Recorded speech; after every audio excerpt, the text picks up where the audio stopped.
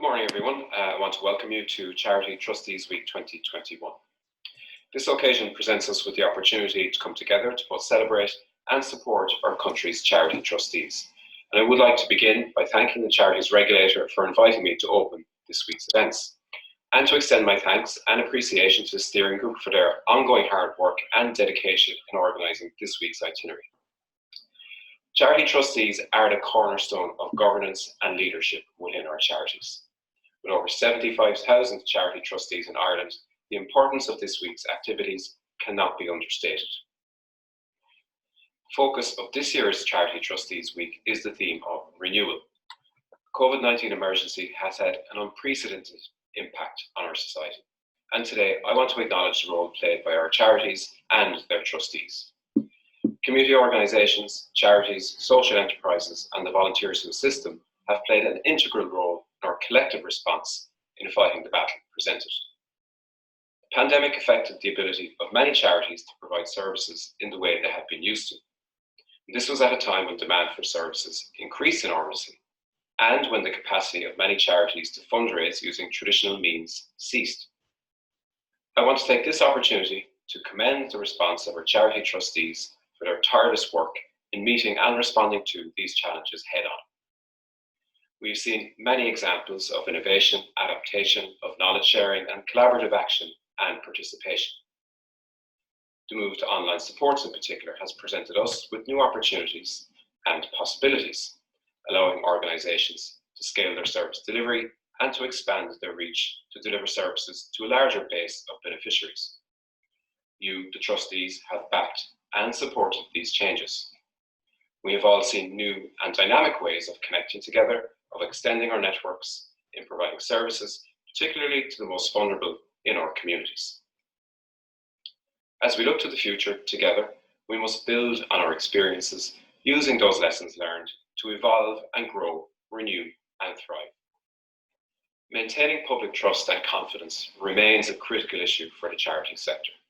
As you will be aware, 2021 is the first year charities are expected to report directly to the regulator on their compliance with the Charities Governance Code. This is an important step forward in strengthening governance and public confidence in the sector. In addition, the programme for government includes a commitment to ensure that the regulator has the necessary powers to increase trust and confidence in the management and administration of charities. The proposed Charities Amendment Bill intends to provide clarity and reassurance in a number of areas. As we all know, proper regulation protects the charity sector and gives the public the confidence needed to continue to support many worthy charitable causes. At the same time, I am conscious we must never forget that our trustees are volunteers. I am also very mindful of the need to encourage new people to consider becoming trustees. It is important that we strike the right balance between necessary regulation and proportionate governance. These proposed changes will assist in promoting a greater understanding and awareness of what is involved in the role of a charity trustee. Supports similar to that of the Governance Code training and safeguarding guidelines developed by the regulator and capacity building training through organisations such as Board Match will be provided to ensure clarity of the duties of a charity trustee, while at the same time strengthening the ability of the Charities Regulator to carry out its vital and necessary work in protecting the sector. As we reflect on the last 18 months, we can be proud as a country in our collective response to dealing with many unforeseen challenges. As charity trustees, each of you play a critical role in ensuring many vital services are delivered to our communities every single day. I want to thank you for your resilience, your fortitude, and your openness to change in what has been an unprecedented time for us all. As we look forward to this week's events, I would invite you all to participate in as many sessions as you can. Yeah, we'd like to thank Minister of State Joe O'Brien for providing that lovely welcome for everyone this morning. I just want to let people know that we're recording today's session, so if you miss any of it, or if you want to sort of recap on anything, you'll be able to watch it back on our website in the next couple of days. So I will hand you over now to the Chief Executive of the Charities Regulator, Helen Martin.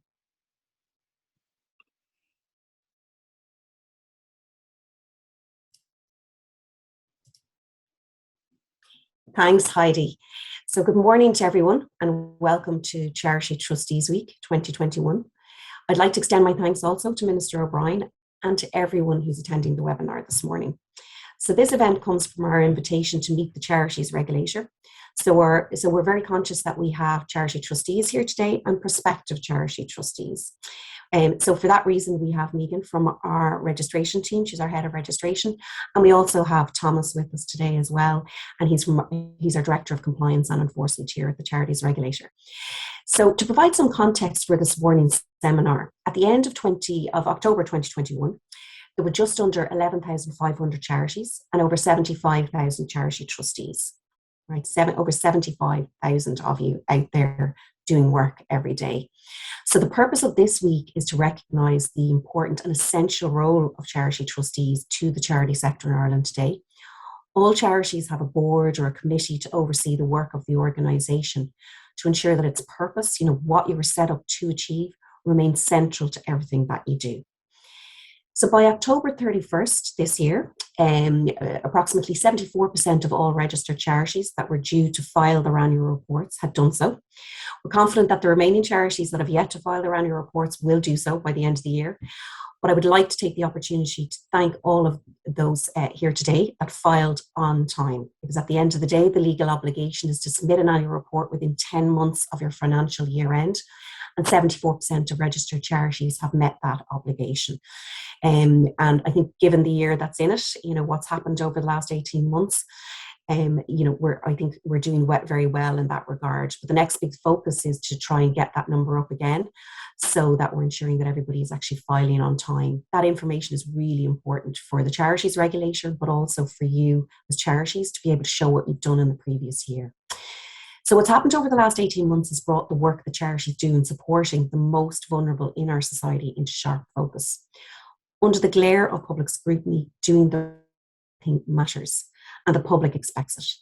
So using the Charities Governance Code as a tool to assist you to ensure that your charity is well run is one of the ways that you can meet those public expectations. So most of you, I'm sure, will be aware that the Charities Governance Code was launched 3 years ago. And this year is the first year that registered charities were asked to declare in their annual reports where they are at in terms of implementing the standards set out in the code, so your compliance with that code. For those of you who have engaged with the code, along with your fellow trustees and senior team, whether that's staff or volunteers, you will know that the code is not intended to be a tick box exercise. The code brings together standards of good governance that are based on your legal obligations, but also your duties as charity trustees, and best practice. And I want to emphasise the latter, as I think from some of the queries that we've received from charity trustees, and certainly some of the partial compliance declarations that I've read myself on the register, that the true meaning and intention behind the code might be getting lost a little, certainly for some charity trustees. And that, I think, is leading to some fear that's probably unnecessary in most cases. So for example, I was looking at a declaration the other day of partial compliance, and it related to standard 5.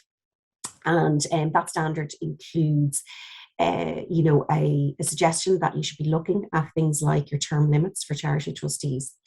So if we take, for example, if you've identified that, for example, 2 of your board members have been on the board for more than 9 years, and you've reviewed your governing document and have decided to amend it to provide for term limits, you've sought to recruit new trustees, but you've been unsuccessful, provided the issue, that you've addressed the issue and the work that you've done is recorded in your minutes and you have a plan in place, then our view is that you're meeting standard 5.5 and 5.6, for example, okay? So our concern is not that those trustees are necessarily non-compliant or partially compliant, but actually that they are in compliance with particular standards and just may not realise it. So as a result, I just wanted to take a moment, I hope you bear with me, to reiterate 2 statements that are made on page 8 of the Charities Governance Code document under the heading showing how well you are complying with the code. Because I'm guessing if you're like me, the Charities Regulator has a code of governance that it also has to comply with. You're probably getting stuck straight into the standards each time you open that document. So I just want to highlight 2 statements that are stated earlier on in the document before you even get to the particular standards. So the first statement is, we know that every charity is unique. For this reason, the language we use in each standard is broad so that you can choose how your charity meets the standards to suit your charity's specific circumstances. The second statement is that there's also flexibility about the type of evidence that we expect. For a volunteer-only charity, for example, we will be satisfied with board minutes that show decisions have been discussed and documented. This will be enough to meet many of the core standards in this code. I'm going to paraphrase that last one. For volunteer-only charities, board minutes that show decisions have been discussed and documented will be enough to meet many of the core standards in the code. Okay, so fundamentally, the code is intended as a tool to enable you as charity trustees to understand what is required to govern well and to lead a charity, and so that you can assure volunteers, members of the public, and any funders that you have and your staff that you are transparent in your affairs and you're in a position to be fully accountable for all aspects of your charity's activities, including its finances and the charity's assets. So over the last 2 years, we've engaged with hundreds of registered charities to understand how they are getting on with the code. We did this as we're very much reliant on charities to let us know the particular standards that are proving problematic, so that we can issue further guidance or enhance the materials, templates, documents that we already have out there as part of the governance toolkit. So what have we found during that engagement? Well, what we found is that when requested to do so by the Charities Regulator, for the most part, the charities that are able to furnish completed compliance record forms to support a declaration of full compliance that they've made in their annual report, what we're seeing actually is that those compliance record forms are actually filled out and completed to a very high standard. And that is fantastic to see that. Because we know that when you first go to look at that compliance form, I think the first year is definitely the most difficult, And the second thing that we've also found is that the majority of charities that were initially very fearful of the process have reported to us that they actually found it hugely useful, as it brought them together as a board of trustees and actually made them more confident when they realised that many of the standards were in fact already being met by their charities. At the end of the day, the governance code didn't create governance. It's been there for a long time and you've been running your charities. So in fact, most of the standards are probably already being met in most cases. And it's just really important that you remember that as charity trustees. The third thing that we found is that unfortunately there are a small number of registered charities that submitted incorrect declarations. This means that they stated that they were in full compliance when they were unable to provide any evidence to demonstrate that.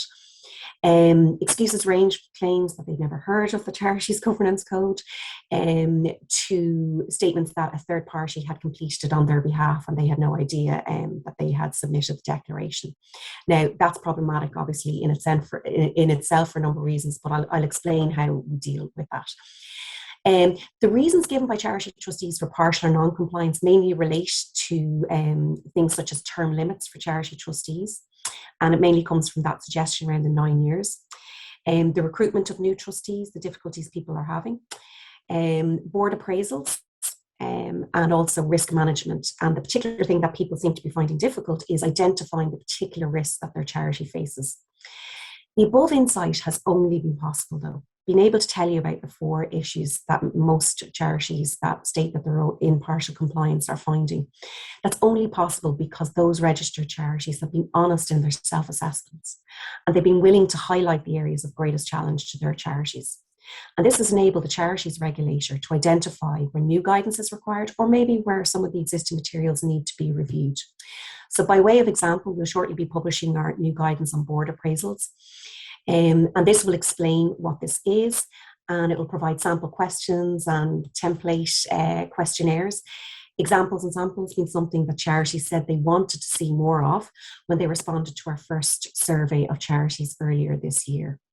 So we heard what you were saying, and we're certainly trying to ensure that we approach our guidance. So we've heard some charities, and certainly I've heard that some charities are very fearful of declaring where they're at, particularly if they feel that they are non-compliant or partially compliant with the code. And we all know that fear is a very powerful emotion, and what can often happen is that it paralyzes you, leaving you unable to do anything. So when it comes to governance, we all know that that's just not an option. So what I want to do today, I suppose, is explain our approach to things to hopefully provide you with some comfort so that you can get over that fear and really engage with the true intention and spirit of the code, which is that it's a tool to assist you to run your charities well. So one of our core values, and this was mentioned by the Minister in his opening address, is the principle of proportionality. What this means is that we recognise the diversity of the organisations that we regulate, from very small charities that have no staff to very large charities that could have hundreds of staff. So we regulate in a proportionate way, and it means that we target the resources that are available to us, because we don't have infinite resources, unfortunately. But it means that we have to target them at the areas of greatest risk to achieve the maximum impact. And when we talk about things like impact, what we want to do is, well, what is a benefit to the sector as a whole in terms of the work that we do and building public trust and confidence. So as I said, we've engaged with hundreds of charities over the last 2 years on the code, and more recently on the declarations that charities have made.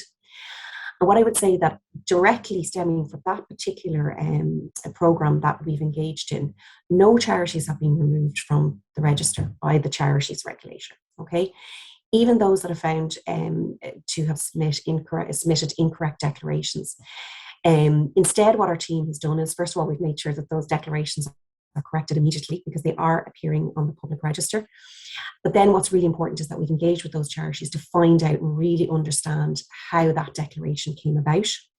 And also so that we can, with those charities, to make sure they understand what does need to be done by them in order to be able to support any declaration that they make regarding their charity's compliance with the code. If a charity finds itself in difficulty from a compliance and enforcement perspective, it won't be for the sole reason that it has declared that it is only partially compliant or non-compliant with the code. So that's the first thing I want to say to you. It would be because the charity has breached the Charities Act. That's what we are concerned with. So if you think about it, the code is there to assist you. The Charities Act is the main piece of, it's the main legislation that we work with when we're looking at compliance and enforcement in the sector. So examples of the kind of things that we will look at, and the kind of difficulties we'll get into, are, failing to keep proper books of account, or loss or mismanagement in some way of charity property. What is significant, though, and what I would say, is that when we engage with charities that find themselves in these difficulties, mostly as a result of the concerns process, I should say, what we found in most of those cases is that there will be issues with governance, okay? So if you've worked through the code as a board and you've identified that you're substantially in compliance, but there are a few standards that you're not meeting at the moment, but you document those reasons and what you have planned, then you are not in the same category as those charities that find themselves in difficulty and find themselves the subject of serious concerns being raised with the Charities Regulator. You're doing better than you think. And I can't emphasize enough the importance of having regular board meetings where you record the matters that were discussed and any decisions taken by the board. At the end of the day, the declarations provided by our charities regarding the code represent the results of a self-assessment. If you're embracing the code, then as trustees, you're using it in a way to honestly assess the way in which your charity is operating and the extent to which you and your senior team and your staff, if you have them, and your volunteers are meeting the 6 principles of the Charities Governance Code. So, one of those principles is that as a board, you work effectively. You hold board meetings, you circulate agendas and board papers in advance. All decisions are recorded in your minutes. When conflicts arise, you deal with them, because they will arise, and that you engage respectfully with your senior management team, staff, volunteers, and with each other. The success of the Charities Governance Code as a mechanism to enhance levels of public trust and confidence in your individual charity and in the sector as a whole very much depends on the extent to which the code is embraced by you as charity trustees. Be honest about your compliance with everyone. If you're not in compliance yet, in the annual report to say what standards you're still working on and when you hope to be in compliance with them, or what your plan is. Seriously consider publishing this. You have the option to publish that in your statement. If you're making good progress and you have clear timelines that you're working to, this still demonstrates that your commitment to good governance within your organisation exists. If you have questions, be afraid to ask them.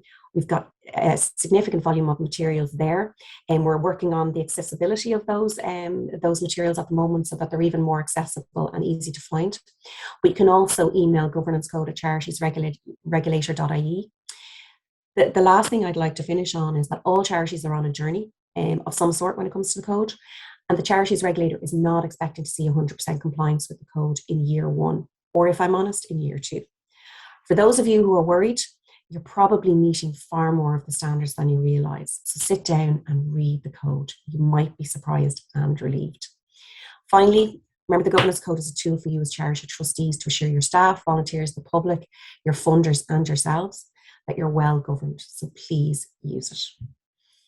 So on that, I'm going to now pass over to the members of our team. Okay, So my name is Tom Mulholland. I'm Head of Compliance and Enforcement with the Charities Regulator. So first of all, what does the Compliance and Enforcement Unit do? So this slide just sets that out. We promote compliance with charity trustees with their legal duties. We publish guidance for charities and charity trustees. So that takes up a good bit of our work, publishing guidance for charities.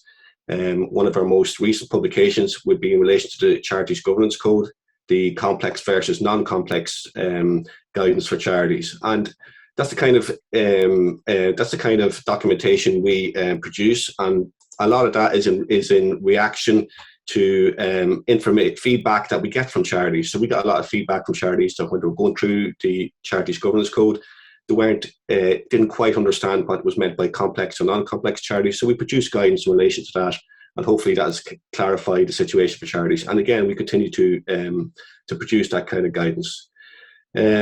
So other work that we carry out is we ensure monitor compliance by charities with the Charities Act 2009, and again, that's a huge part of our work.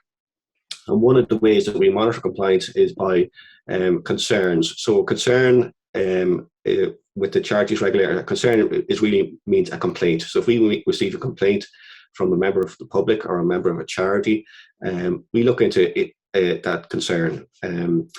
Now, in 2020, the number of concerns we received was 466, which is down a bit from 2019 when we had 649 concerns. So you would have expected a bit of a drop in 2020 with COVID. Charities would have been carrying out less activities, so you would have expected a drop in the number of concerns. And in 2021, I would estimate that the number of concerns received will probably be somewhere in between those two figures, higher than 466, but lower than 649.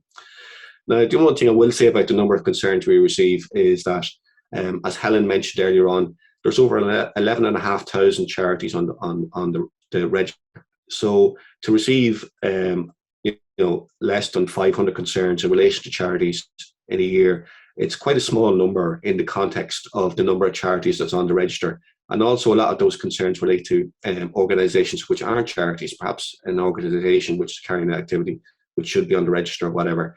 So I'd just like to emphasise that, here in the Compliance Enforcement Unit, although we deal with concerns and we deal with issues that are raised by charity, we also like to keep in mind that, charities, we're always mindful that charities are carrying out a lot of good work, and that, charity trustees are there on a voluntary basis. So that is very much part of the way that we operate. We constantly remind ourselves of those issues and the way that charities operate.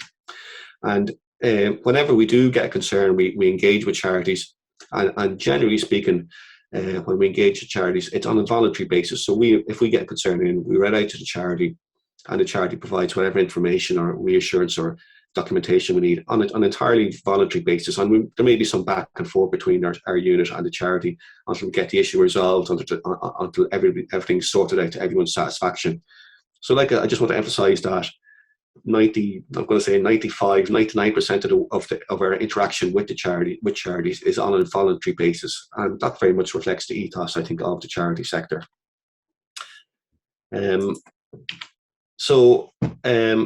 I'm going to touch briefly on the Charities Governance Code. I'm not going to dwell too much on this slide here. I think Helen has covered most of it. Just in relation to charities who are obviously reporting compliance with the Charities Governance Code as part of the annual report in 2021. And the charities, as you are aware, can report whether they're in full compliance, partial compliance, or haven't commenced compliance with the code yet. And really, we're just monitoring those declarations at present. We're finding out why charities perhaps are not in compliance or have not commenced compliance, and we're looking to assist those charities, to help those charities along the journey to becoming compliant with the Charities Governance Code.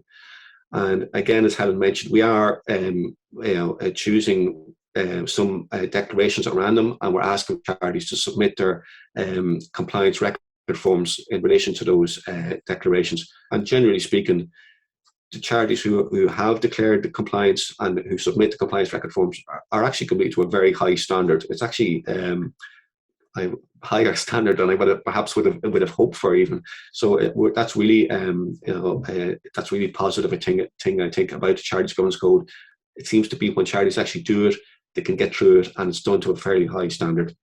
Now, as Helen mentioned, if a charity it's not acceptable for a charity to declare it's in compliance when it's not in compliance. And if we come across that situation, we ask them to change their declaration on the register, and we work with charities like that in that situation to help them to come into compliance with the code.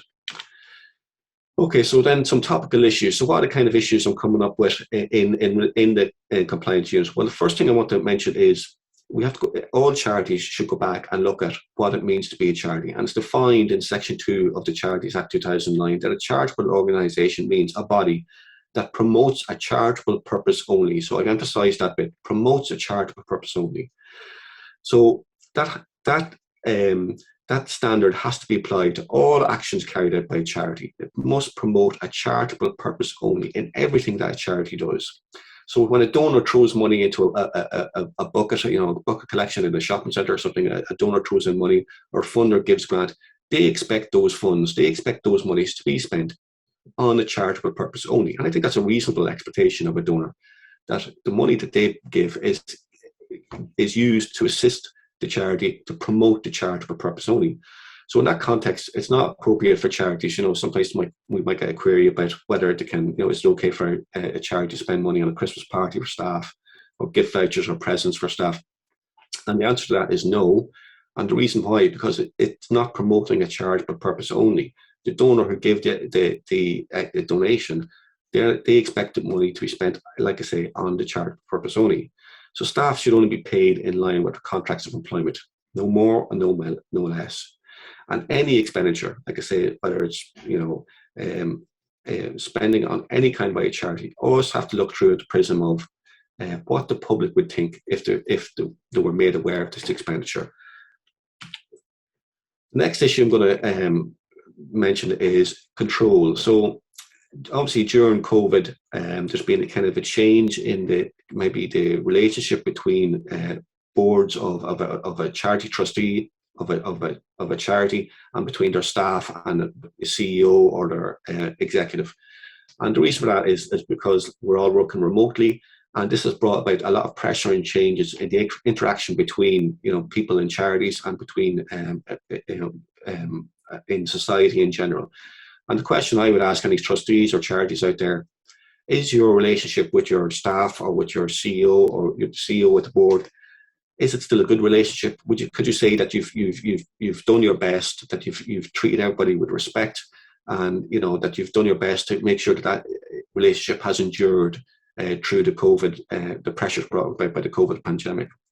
We've seen a number of situations where that has not been the case, and the end result has been a breakdown perhaps in the relationship between the board and the CEO.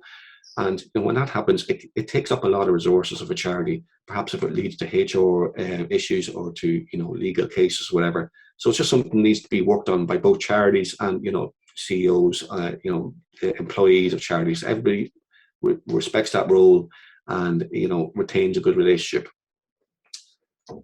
Issues can also rise where a charity is dominated by one or two people, especially one person. So if you're a member of a charity or trustee of a charity, and one person is basically calling all the shots, they're never questioned, that can be a sign that there could be issues within the charity.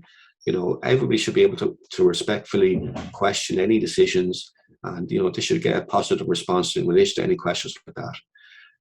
Role of a CEO needs to be defined, so everybody needs to know what the role is in a charity. And I've seen a number of situations now where they're going to appoint a new CEO. So it's a big step for a charity. Perhaps it's expanding.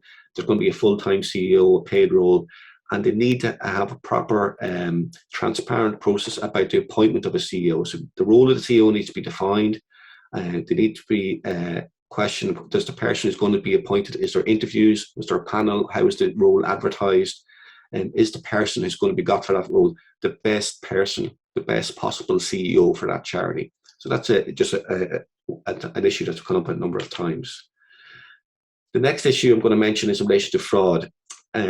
Section 59 of the Charities Act, I don't know if a lot of charities may not be aware of it, but if the charity trustees of the charity must notify the Charities Regulator if they have reasonable grounds for suspecting that a fraud is taking place. So that I've emphasised that there again, reasonable grounds for suspecting. So it's not that that there's a fraud or a fraud has been proven. It's even if you suspect a fraud has taken place, it must be reported to the Charities Regulator.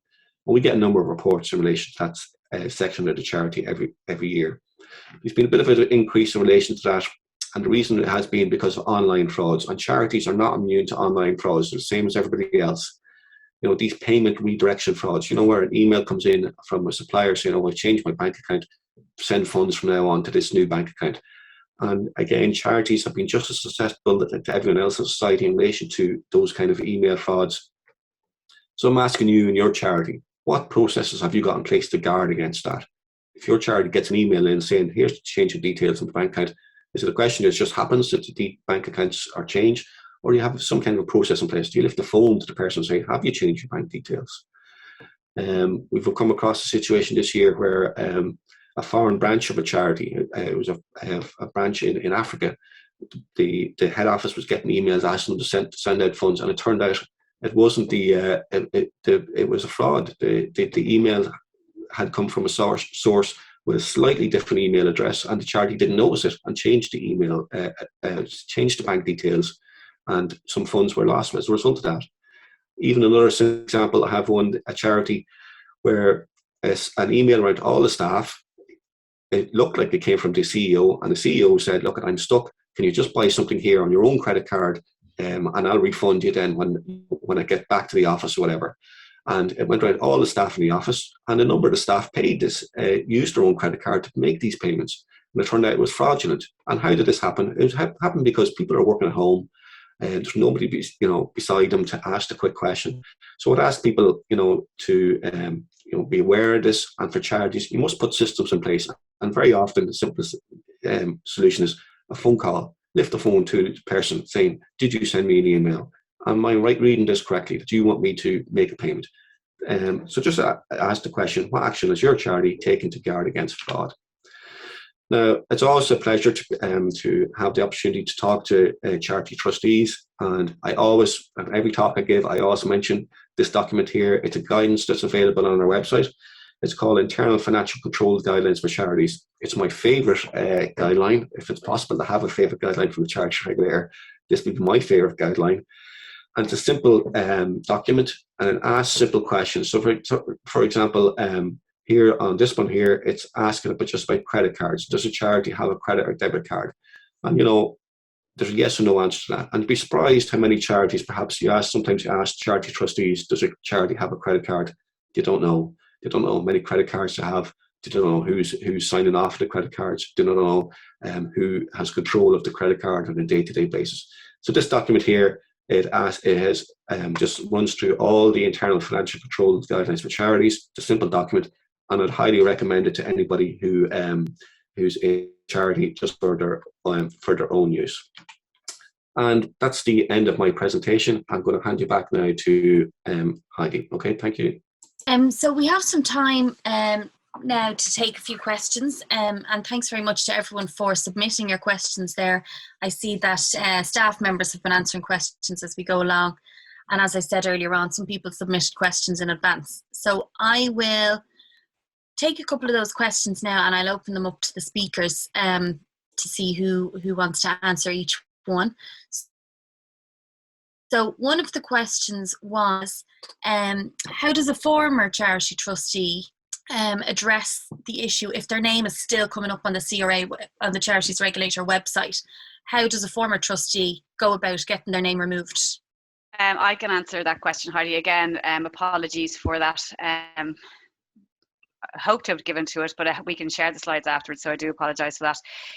If you're no longer a trustee and you wish to have your name removed, what you need to do is inform the authorised filer of the charity, and they can then access the charity account and submit a form called Maintain Trustees form. And in this form, they can have you removed as a charity trustee. So that's how it's done. You'd need to contact the person who has access to my account, and they would need to submit a form on behalf of yourself, the trustee, unless you are that person who has the access to the account, and you will be removed from the register once that form is submitted and assessed by us and ensure the information is correct. And I just might come in there as well. If you're a company, please make sure that you've made the correct return back to the company's office as well, because they need to know who the directors of a company are. So there's a specific form that you have to fill out. And we do come across situations whereby those forms haven't been returned to the company's office. So that is important as well for trustees who find them, or previous trustees who find themselves in that position. Thanks, Helen and Megan. So the next question we got in is, somebody's asking here, if they want a charity trustee to continue in their role for longer than 9 years, is that at the discretion of the charity? I know, Helen, you touched on this in your presentation. Yeah, that's absolutely at the discretion of the charity. And again, this comes back to the fact that when we talk about 9 years, that's best practice. You know, that you wouldn't have trustees who are in situ for a very, very long period of time. But that is an example of best practice. And again, it comes back to the rationale for keeping the person on the board for longer than that. And, you know, it could be, for example, that they have very specific experience and that's relevant to the charity. The charity is very dependent on. The charity may need a bit more time to get someone to replace that experience on the board. It might be because the person really wants to continue in that role. Now, what I would say is that it really is about the best interests of the charity and what the charity needs. So, you know, there are other ways in which a person can engage and insist and volunteer with the charity. Maybe it might be on one of the committees that a board might have. If you're a bigger charity, you might have specific committees like a finance, audit and risk committee. And the person might maybe be an external member of that, which means that they're not a board member. They're not a charity trustee, but they're volunteering to assist the charity and sit on that committee and provide their experience and continue providing that experience. But yeah, look, that is something that I was surprised at when I saw, because I was thinking, gosh, you know, if that's the only thing that a particular charity felt that they weren't complying with, but the charity had actually gone through the process and had a full discussion and was worried about the fact that they had people who were there longer than 9 years, but they couldn't get people, and they were trying to engage with Board Match. They had worked with Volunteer Ireland. And if they've done all of that, then certainly from our perspective, they're meeting that particular standard of the code, which is set out under Standard 5. So, you know, a charity that might have thought it was in partial compliance, you know, we would have maybe said they were in full compliance, based on, you know, their self-assessment. Now, as I said, we don't look behind. That's one of the things just to say to everybody here today. What we're checking when we look at those declarations is, what we look for is your compliance record form. And this will be where you'll have documented as charity trustees how you've met each of the standards. So unless we've got concerns about your charity, we're not going to be at this stage, or at that stage rather, we're not going to be looking behind and asking you for your board minutes or anything like that. So this really is very much a self-assessment, leading to a declaration that your charity makes on the register. It's not possible for the Charities Regulator to look behind over 11,500, statements that are made or declarations that are made by charities. So it's important that charities remember that, you know. Super. And actually that kind of leads in, there was one question coming in asking, what's the deadline from being partially compliant to being fully compliant? Well, that again, that really does depend on what the particular standard is. I mean, obviously we want everybody to be fully compliant. But as I mentioned there, you know, it does explain in the code that the standards are, you know, drafted broadly, because what is full compliance to one charity might seem to you and another charity only to be partially compliant. But really, it does depend on what your charity is doing and how it is approaching certain standards. So, for example, if you've looked at a particular standard and you just cannot see how it is possibly relevant to you, if you document the fact that you've had a discussion, that you've fully considered that standard, and that because of the particular way you're set up, or of the particular thing that you're doing, there's not something specific that you need to do to meet that standard, then that could well be, you know, that you're meeting the standards set out in the code and you're in full compliance, you know. And it really does depend. And what we'd encourage everybody, and I hope what my message earlier was to encourage people to realize that this is about your own charity. It's about how well you run your charity. If you're looking at this as a compliance exercise, if your only worry is that you'll be taken off the register if you don't make a statement or a declaration of full compliance, then you're already in difficulty, and you're not approaching it the right way. So it really is important just to look at your own charity, and what does governance and good governance look like in your charity. And the code is there to assist you to do that. It's like a little map to show you exactly what it takes to have good governance in place.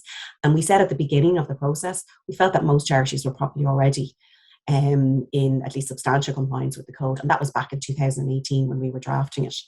So I think it's something that charities should remember. You're doing more than you think.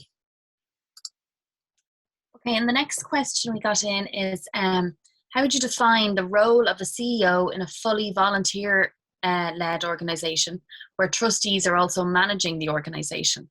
And they're wondering, are there guidelines or best practices in this kind of case? I'd be surprised if there was someone there that had a title of CEO, to be honest. If it's like that's really a paid position within a charity. But obviously a fully volunteer-led charity will have people who are in particular positions of responsibility. And I think it's really about saying what those responsibilities are. So is it to oversee the accounts, for example, to keep proper books and records? Is that their particular role? Is it that they liaise with people in relation to the services that people are getting from the charity? I might just bring Thomas in on that, because Thomas might have more practical experience maybe of where that arises. Yeah, what I would say is it's really all about agreement and having it defined. So if the CEO should be clearly defined.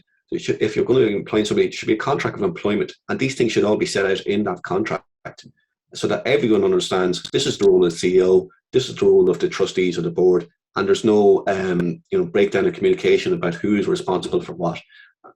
And again, like I say, the other thing is, like, especially with COVID-19 and the interaction between CEOs on boards has been somewhat changed, the process of interaction, because we're all working remotely. You don't perhaps have the face-to-face meetings where you can kind of interact with people as you used to have. So you have to keep all that in mind when you're getting that kind of defining that kind of role.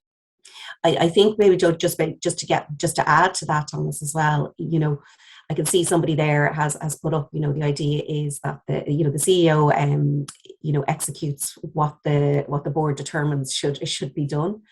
In other words, your board is there to provide your strategic direction to the organisation, and the CEO and the senior management team go out and do it. But again, coming back to the specific question, Heidi, that you asked, I think that was really, we're volunteer only. We don't really have people in those roles, and perhaps trustees are stepping in and they're carrying out some of the functions that would be traditionally associated with the CEO. If we had, so in other words, if we had money, but we don't, we would employ a CEO. But in the meantime, in order to get things up and running, trustees are stepping in.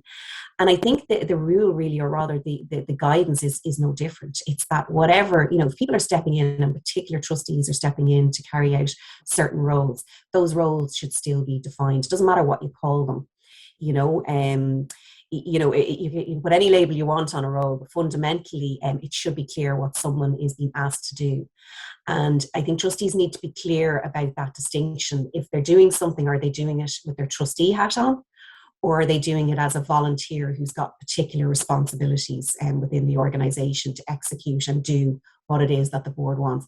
I appreciate that's probably a little bit difficult maybe for people. It's quite a complex one. It really just depends on the charity. But what I would say is, if you're in any doubt, as I said, we do have the Charities Governance Code team there, and I'm sure that's something that people can provide some guidance on. And in fact, that might be something that we maybe need to do a separate piece of guidance on. To actually we talk a lot about volunteer-only charities, so maybe that's something we need to look at. Okay, great. So this one that's not about the governance code. Is a charity's governing document available for viewing on the Charities Register? And they also ask, should it be visible to members of the charity themselves? Yeah, well, the the governing document, we call it our constitution for a company, that for a charity that is a company, yes, that will be available on the register of charities. If you look up on the register, you'll be able to see the financial statements and the constitution of a company. It's not publicly available for a charity that is not a company. But if you're a member of if you're a member of a charity, then if you're a member, you're entitled to see the government document for your charity if you're a member of that charity. Yes. And we would just to say we would urge every charity to publish their governing document, and it's in your interest to do that, because the more people that know what you're supposed to be doing, the better.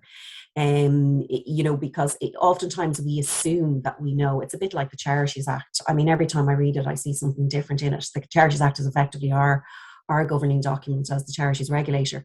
And it is important that you regularly read it.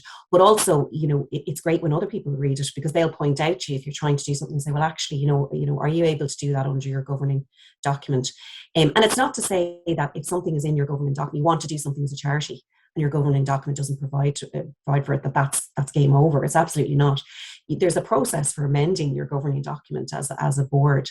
And if that's something you feel you need to do, then that should be done. And again, that's the benefit of regularly reviewing it.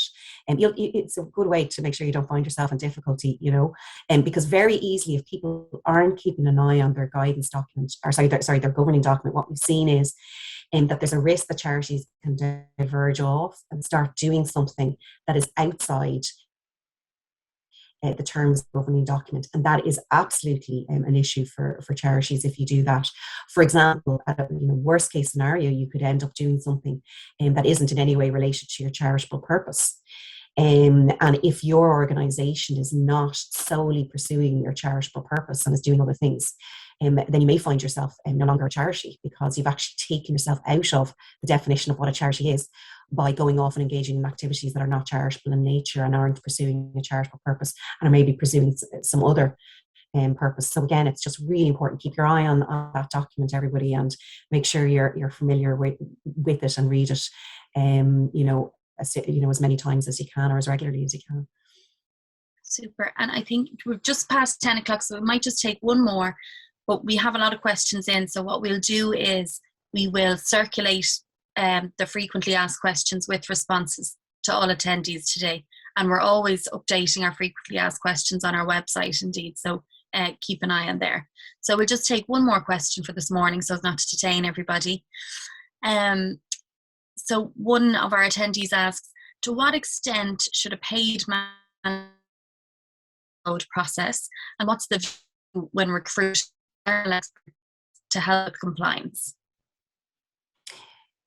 Yeah, well, I think your staff should all be involved in the governance code. I mean, governance code is not just something for the charity trustees, and in fact, if the only people who are worrying about it are your charity trustees, that you might need to have a look at the structure of your organisation. I mean, you're denying yourself an opportunity of being supported by your staff and volunteers if they're not aware about all the great work you're doing around trying to ensure that that governance, good governance, is in place. It has to start at the top, but it has to go throughout the organisation, because the whole idea is that you've got all kinds of processes and procedures in place to deal with particular situations that arise. But as charity trustees, in most cases, you're not the people who will be implementing those processes and procedures. It'll be the other volunteers that are in the organisation or your staff. So it's really important that they have really important insight and input into it. But also they need to know about them, because otherwise, then, as I said, it is a tick box exercise. You've got all the nice policies and procedures sitting on a shelf somewhere, but they're not actually being carried out in practice by the organisation. So in that case, you're missing a trick, and you could find yourself in difficulty in terms of your organisation and how it operates. But make sure that people are involved. And there are lots of people who get external assistance. They get advice if they have the resources to do that.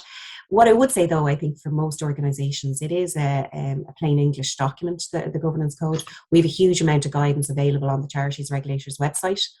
And we also have people available to answer questions on the governance code. But really, look, any kind of external expertise that you need, we always say to charity trustees, if you need any external expertise, no matter what it is, make sure that you go and get it if that is within the resources of your charity to do that. Okay, great. So thank you to everybody for attending this morning. We will be circulating all slides with some useful links as well later today to all attendees. And as I said, we will also follow up with some of those more frequently asked questions, because we just had so many questions this morning, we couldn't get through them all. So we'd like to wish you all a very happy Charity Trustees Week, and I hope you all get plenty out of it and enjoy the 25 events, whichever you're going to throughout the week. So thank you again, everyone, for joining us this morning, and take care. Have a nice day.